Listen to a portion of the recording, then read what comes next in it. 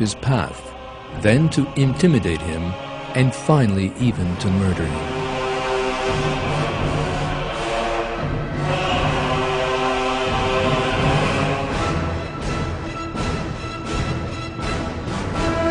Many Muslims believing in the Prophet became the victims of vicious nighttime raids on their homes, and most were martyred.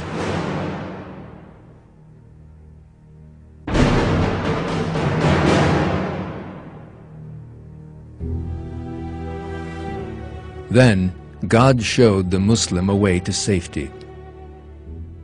13 years after the first revelation, at a time when the Muslims were subject to severe oppression, the leader of Yathrib, a town to the north of Mecca, invited the Muslims in.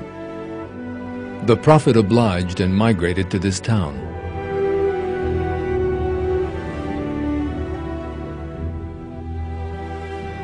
This town, later named Medina, was to become Islam's new capital. The Prophet signed an agreement with the Jews, Christians, and those Arabs who were not Muslims, establishing a just order by which all the different religious communities would live in peace with one another.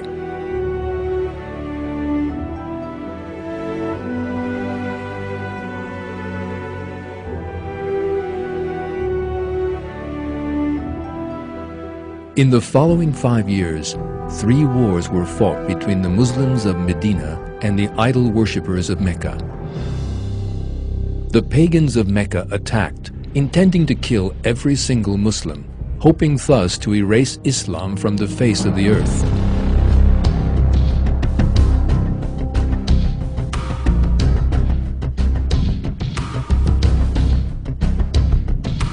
The Muslims, on the other hand, fought to save themselves and their religion, trusting only in God and seeking His pleasure.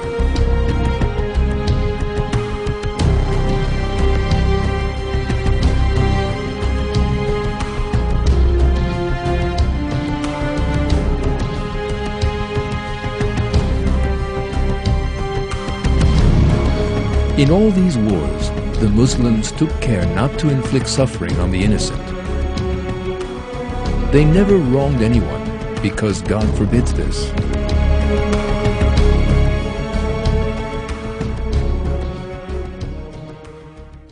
Fight in the way of God against those who fight you, but do not go beyond the limits.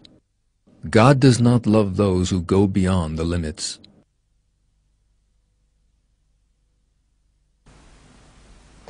According to Arab tradition, every prisoner of war had to be killed. But the Prophet, following God's commandment and the revelations, ordered the Muslims to treat them well and to give them to eat from their own food. The only thing that was asked of them was for the literate prisoners to teach the illiterate among the Muslims. Probably for the first time in thousands of years, compassion, forgiveness, and civilization were seen on Arab soil.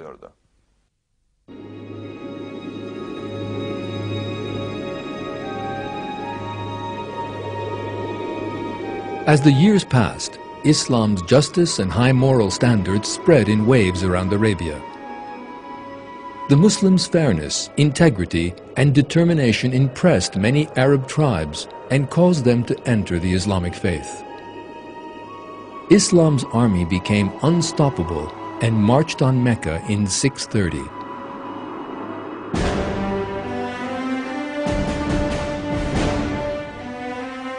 The pagans of Mecca, because of all the cruelty they had inflicted on the Muslims, feared their retribution. They fled in terror at the sight of the Islamic army.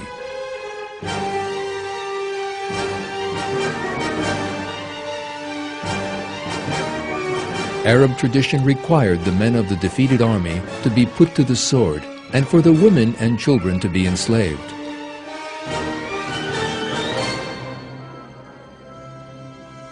The pagans of Mecca were certain that this was to be their fate.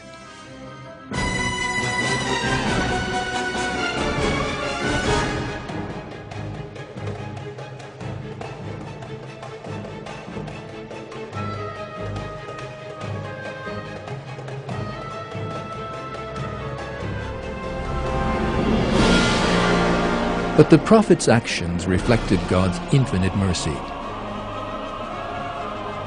He proclaimed that no revenge would be taken and that no one would be forced into accepting the Islamic faith. This great act of forgiveness and tolerance impressed Western historians. When Muhammad came into Mecca, and not only did not carry out a bloody revenge, but actually embraced the very Meccans who had fought him for 3 years and attempted to annihilate him, it was very shocking to the people in his milieu. So within the very founding of a religion, one finds episodes of great generosity, often extraordinary acts of kindness and mercy.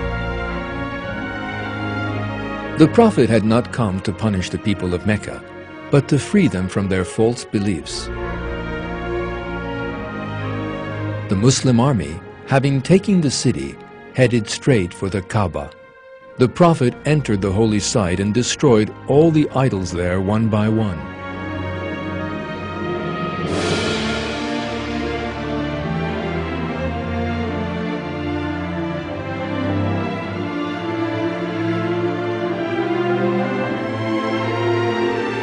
With them, all the cruelty, injustice, barbarism, and violence committed in their name were destroyed too.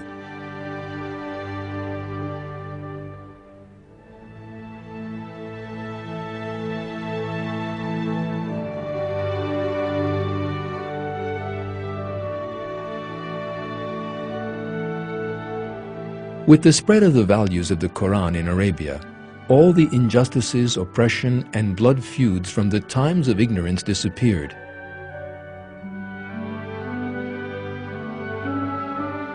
An order based on respect, love, compassion, and justice between people was established.